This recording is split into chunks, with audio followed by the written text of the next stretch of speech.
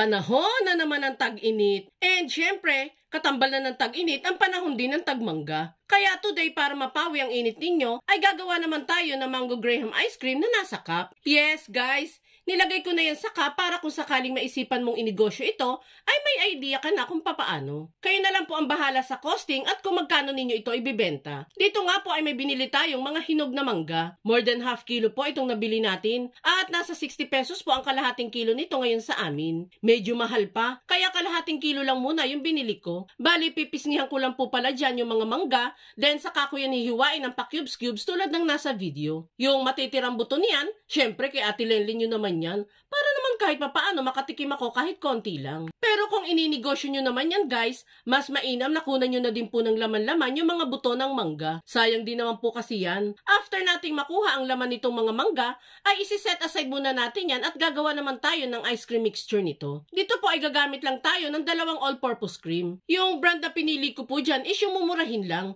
Medyo pricey po kasi yung ibang brand. Then isusunod ko na din po dyan itong isang lata ng condensed milk. Pagkalagay sa bowl ng dalawang ingredients, ay saka ko naman yan ibibit gamit itong electric hand mixer. Kung wala naman po kayong hand mixer, pwede naman pong mano-mano na lang kayong magbit gamit ang inyong mga wire whisk. Nga pala guys, pinalamig ko po muna pala sa freezer itong mga all-purpose cream at condensed milk. Para po kapag binit na natin yan, ay medyo dumami po yung volume ng magagawa nating ice cream mixture. Bit lang muna natin yan ng mga 3 minutes, then saka naman ako maglalagay dyan ng isang sachet ng powdered juice. And since mango graham nga po itong gagawin natin, kaya mango flavor po ang ilalagay nating powdered juice. At habang nagbibit tayo dyan, pasasalamatan ko lang po muna ng lubos sila Ma'am Kate Mamaluba ng Sultan Kudarat, Sir J.M. Miranda ng Laguna, at si Ma'am Brenda de Guzman ng Pangasinan. Thank you po sa walang sawang pagsubaybay, Ma'am and Sir. And once nga na nagawa na natin ang ice cream mixture, ay ganito na po yung magiging consistency nito.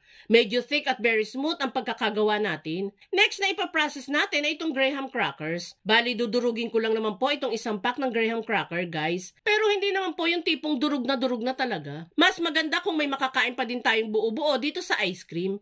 And isa pa, mas madami kasing tingnan sa cup kung medyo buo-buo po yung graham cracker compare sa crushed graham. Pagkadurog nitong graham crackers, ay pwede na natin yung ilagay sa kanya-kanyang cup nito. Bali, gagamit tayo dyan ng 4 ounce ng cup na may takip. 100 pieces po itong nabili natin for only 150 pesos. O, diba guys, ang dami na. Lagay na natin dyan isa-isa yung mga nadurog nating graham crackers. Medyo tansyahin nyo na lang po ang paglalagay guys, para hindi tayo kulangin mamaya kapag patapos na tayo. Then, kapag nalagyan na natin yan lahat, ay pwede na tayong maglagay ng ice cream mixture dito. Medyo tansyahin nyo na lang din po ang paglalagay nito para hindi din po tayo kulangin mamaya para sa second layer. Then pagkalagay ng ice cream mixture ay maglalagay ulit tayo ng graham cracker sa ibabaw, then saka ulit maglagay ng ice cream mixture. Ganyan lang po kadali guys. At kung nakaabot ka sa part ng video nating ito, it means na interesado ka sa mango graham ice cream na ginagawa natin. At kung sakali pong magustuhan mo ito, pwede po bang pusuan mo naman ang video natin? At mag-iwan ka na din po ng comment na,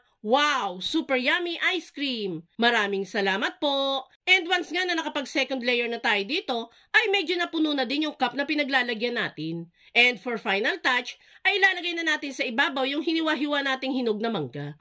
O, diba guys? Ang ganda tingnan. Then, isa-isa na natin yan takpan at ready na nating ipasok sa freezer. Bali, patitigasin lang natin itong mga ice cream ng at least 10 hours sa freezer para sure tayong tumigas ito at maging ice cream talaga. And makalipas ang pagpapatigas sa freezer, ay heto na ang ating super sarap at super nakaka-refresh na mango graham ice cream in a cup. Tingnan nyo naman guys kung gaano kasarap yan. Kaya try mo na din gumawa nito.